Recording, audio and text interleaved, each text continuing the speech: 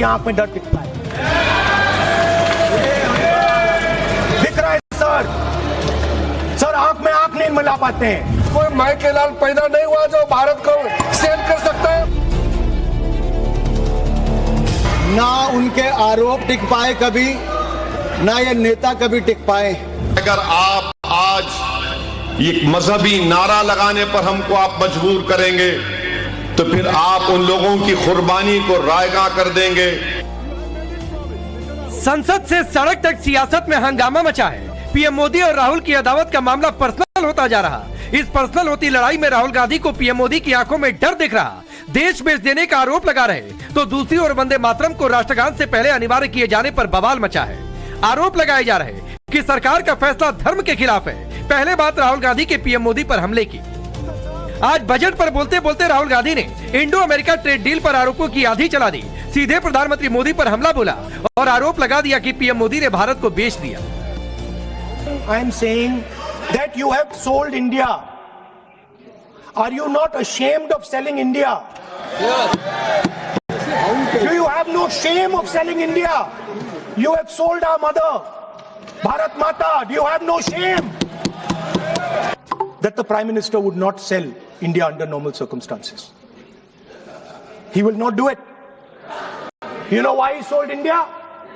Because they are choking him. Mr. Rahul, address to the chair, please. He has sold India because they are choking him. They've got a grip on his neck. Speaker साहब, मैंने बोला जब चोक लगाते हैं दूसरे व्यक्ति की आंख में देखते हो तो डर दिखता है। सर पीएम की आंख में डर दिखता है। दिख रहा है सर आंख में आंख नहीं मिला पाते हैं। राहुल के इन आरोपों का बिना देरी किए जबरदस्त विरोध हुआ। पलटवार में संसदीय कार्य मंत्री किरण रिजिजू ने राहुल को इन आरोपों को साबित करने की चुनौती दे डाली, तो वहीं बीजेपी सांसद अनुराग ठाकुर ने इसे राहुल की अगुवाई में हार पर हार से उपजा नफरत करार दिया।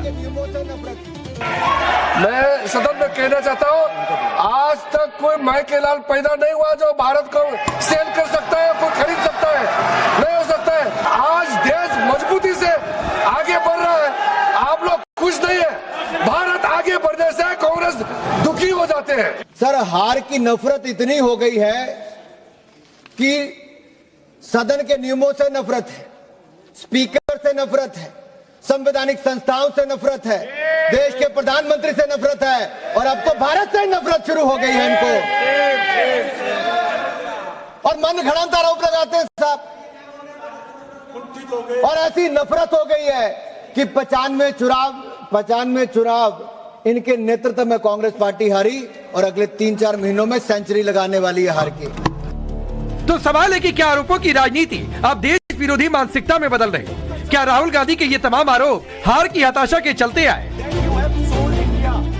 संसद के भीतर यह सियासी टकराव जारी ही था कि बाहर एक और मुद्दे ने राजनीतिक तापमान बढ़ा दिया। दरअसल केंद्रीय गृह मंत्रालय के निर्देशों के मुताबिक अब आधिकारिक कार्यक्रमों में राष्ट्रगान से पहले वंदे मातरम के 6 श्लोकों वाला संस्करण बजाया या गाया जाएगा। यहीं से नया विवाद शुरू हो गया। विपक्षी दलों ने इसे मजहबी आजादी पर हमले से जोड़ दिया।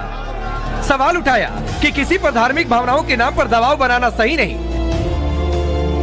आप अपने धर्म को मानते हैं, मैं अपने धर्म को मानता हूं और ये मुझे संविधान ने अधिकार दिया है कि मैं अपने धर्म की पाबंदी के साथ अपने धर्म का पालन करूं। लेकिन अगर आपसे मैं कहूं कि साहब आप दरूद शरीफ पढ़ लो, क्यों पढ़ोगे आप दरूद शरीफ भाई? क्यों पढ़ोगे आप दरूद शरीफ? यही आप अपेक्षा मुझसे करिए। आईन में ये लिखा था कि मजहबी आजादी हासिल होगी। हमने आईन में लिखा कि we the people of India. हमने आईन का आगाज किसी मजहबी नारे से नहीं किया। अगर आप आज ये मजहबी नारा लगाने पर हमको आप मजबूर करेंगे तो फिर आप उन लोगों की कुर्बानी को रायगा कर देंगे जिन्होंने काला पानी की सजाएं काटी, जिन्होंने माल्टा की जेल में नहीं बल्कि माल्टा की जेल की सहन में वजीम मुजाहिदीन वहां पर वक्त गुजारे तकालीफ को उठाया। मैं अगर खड़े होकर के वहां मैं अल्लाह अकबर अल्लाह अकबर पढ़ूं, कुरान शरीफ की कोई सूरह पढ़ूं, तो मैं किसी अपने दूसरे भाई जो मुसलमान नहीं उनसे मैं कहूं, मैं समझता हूं कि उनके साथ ज्यादती होगी। इनका हर मकसद सिर्फ एक ही है कि ऐसी चीज लाओ जिसमें हिंदू और मुस्लिम का आपस में कन्फ्रंटेशन हो, आपस में कुछ न कुछ आपस में कुछ लड़ाई शुरू हो जाए, खींचातानी शुरू हो जाए। अभी तक सियासी गलियारों में बंगाल के बाबरी के नई सियासी प्रयोगशाला बनने की चर्चा चल रही थी।